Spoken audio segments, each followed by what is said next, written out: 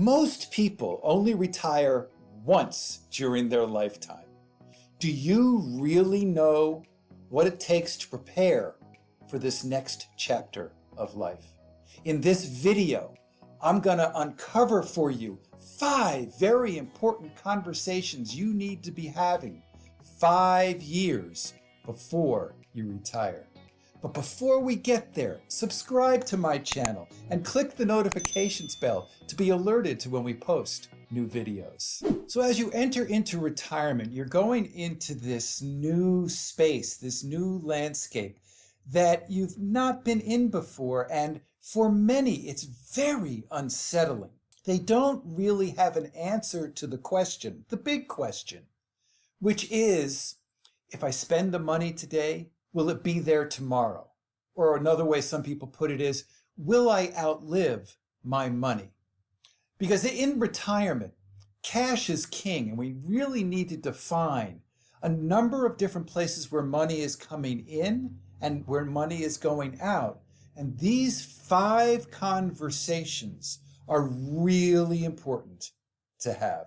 The first item that I want to share with you, one of the real keys that you need to deal with is, do you know what level of risk you are to take?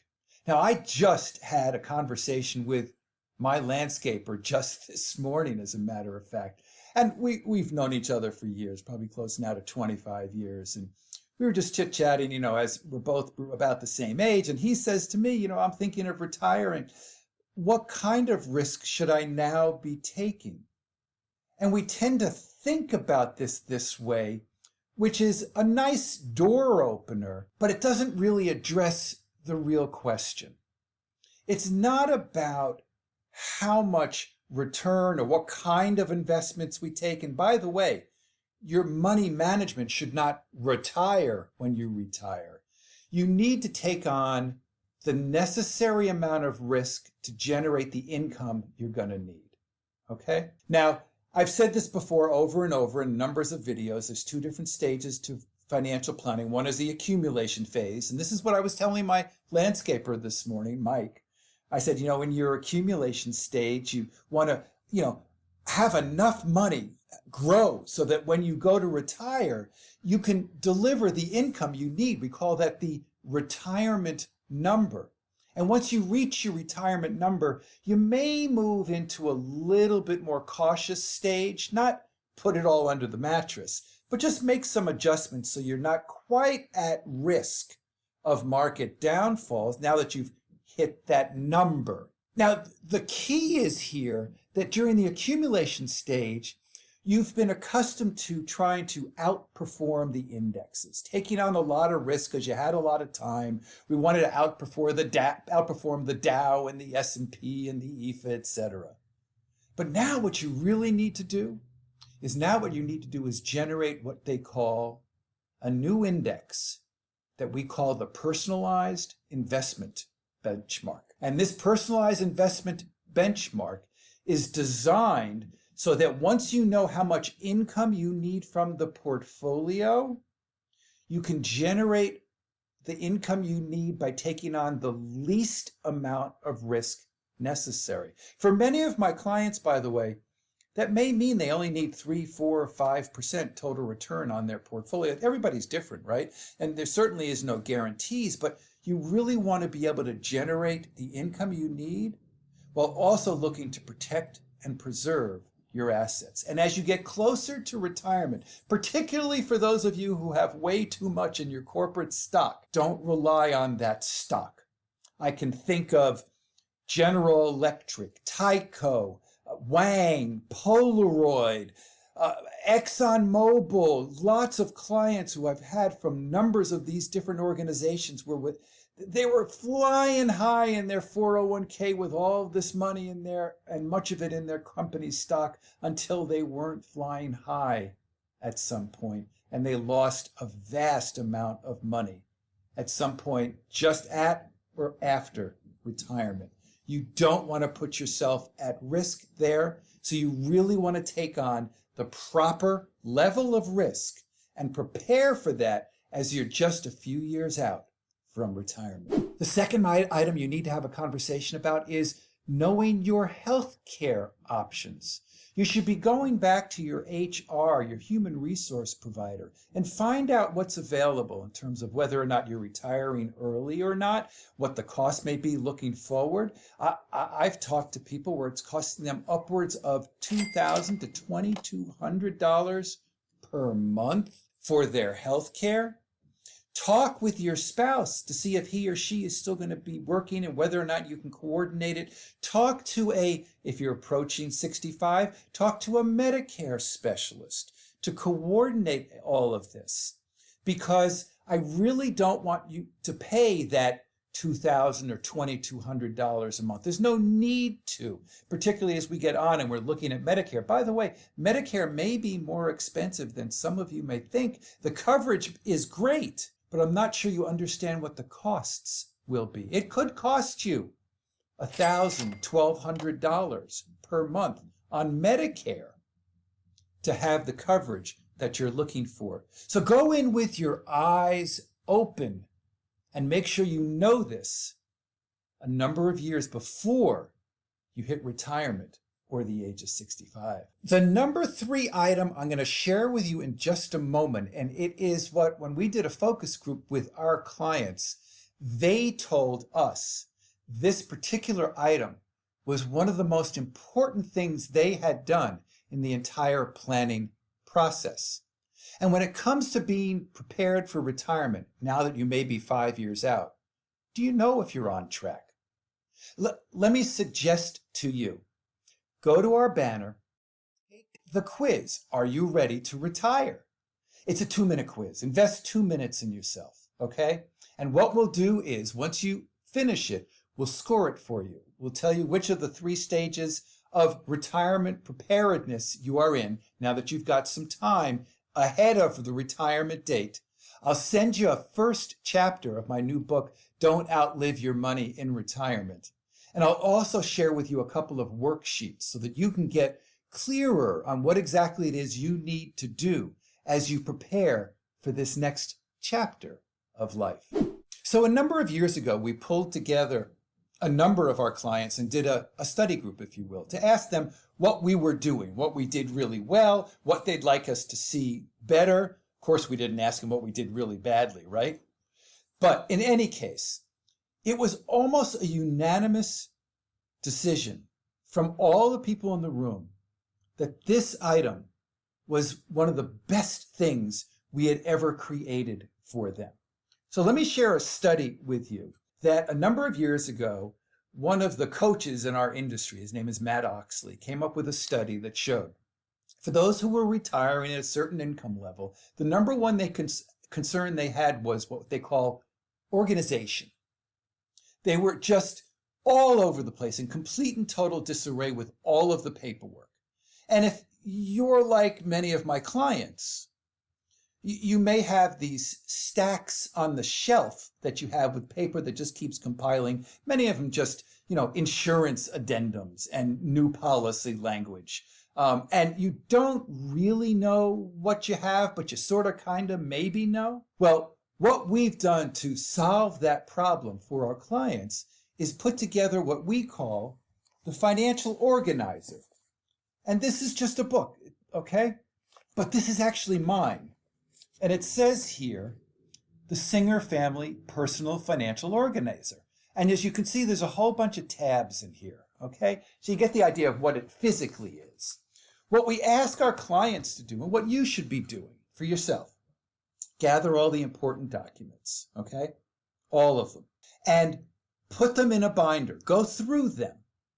Every year, you're going to want to update it with new stuff. I've got new stuff. I got new paperwork here, new estate planning documents that I'm now going to put into my organizer.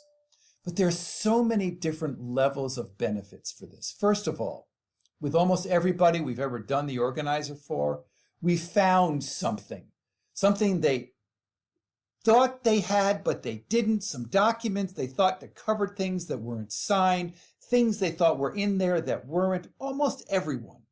There's some issue somewhere.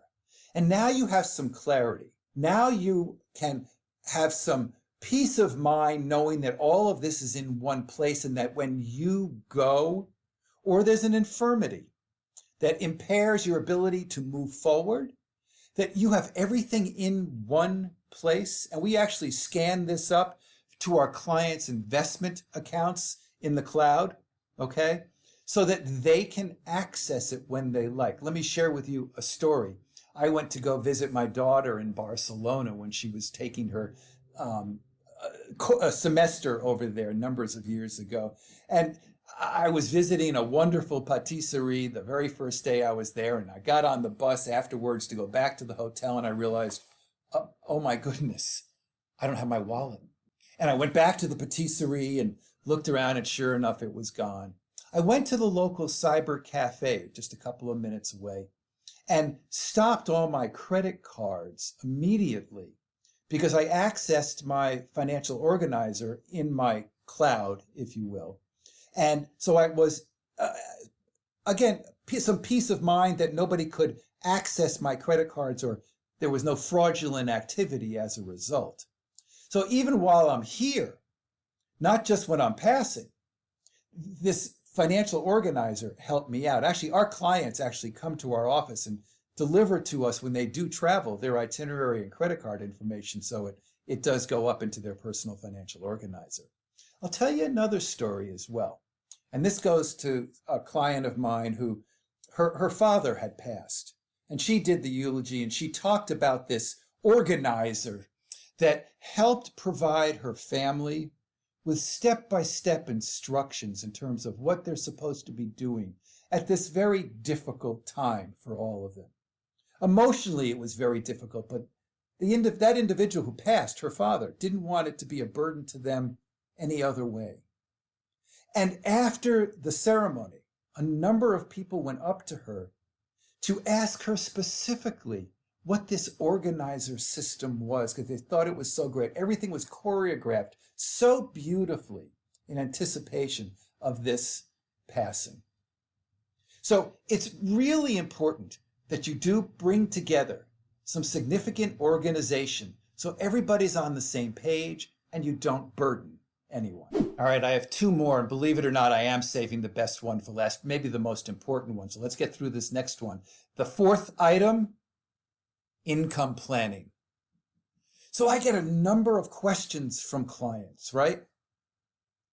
One of the first ones is, how can I reduce my taxes? Another one is, how do I generate the income that I'm going to need now that I'm no longer working? Because you used to get this weekly or bi-weekly check. How do you replace that in a predictable, systematic way? And much of it goes back to proper cash flow management, income understanding, so you know how much income you need, where it's going to come from, how often you need to get it, when you need to start it. You may have personal accounts, you may have retirement accounts, and you may time out when the income comes from these different buckets differently. We call this the income faucet. And getting control of the income faucet can help you take control and get a better handle on this question of proper income planning, so you can help reduce the taxes that you're going to pay and generate the income you need, not just in the next 5 years when you retire, but 10, 15, and 25 years thereafter. And now I come to the big one, the finale, if you will, right? This may be the most important one of all for many, because for many of my clients, money kind of sort of isn't really the issue. They've accumulated enough money where they can live the rest of their lives fairly comfortably. For some, that may mean they have $300,000. For some, it may mean they have $3 million. But whatever it is, the planning indicated for them and the assumptions we put that they were all set. Certainly no guarantees, right, for anybody? But the planning indicates that as of now, they're fine. So the really big question that you need to deal with, and one of the biggest fears most retirees go into this next chapter of life is, what do I do with the rest of my life? And I talk about this over and over with regards to the pandemic, right? the pandemic hit. It was sort of a glimpse into retirement. Had no place to go to, didn't have a workplace. I'm here home with my spouse 24/7. What am I going to do? And many people reacted differently to that. I can tell you that in my household, my mate says, I need a place to go to. I can't just be home the whole time. That's why I have an office. I can get here, or I can go to play golf, or I can spend time with the grandkids, or I can volunteer. That is a full life. And I'm not even retired. But for some who are retired, like my friend, good friend, he has no kids. He built his business. He sold it. Has no family outside of his wife. He deals with a couple of Corvettes and he takes them on shows. But oftentimes during the week, he's calling me at 10 o'clock in the morning going, all right, what am I going to do now? Well, I got lunch, but what else am I going to do? So what do I do the rest of my life? Because one of the things you don't recognize is replacing that business culture is really difficult. It isn't just a paycheck you're losing. You're losing a reason to get up in the morning, a place to go to, people to talk with around the water bubbler, right? A place to contribute, a place to be respected, a place to talk issues. This is really important that you sit down and have a conversation with your spouse or partner long before you retire, to identify what your roles are, what your goals are, what your objectives are, whether you're going to be spending a lot of time together, or whether it's going to be okay to have two independent lives and then spend some time together. You have to figure it out, but more importantly, you have to have the conversation. And going into this next chapter, as I've said over and over again, there is our 7-step planning process. If you're interested, please watch our playlist.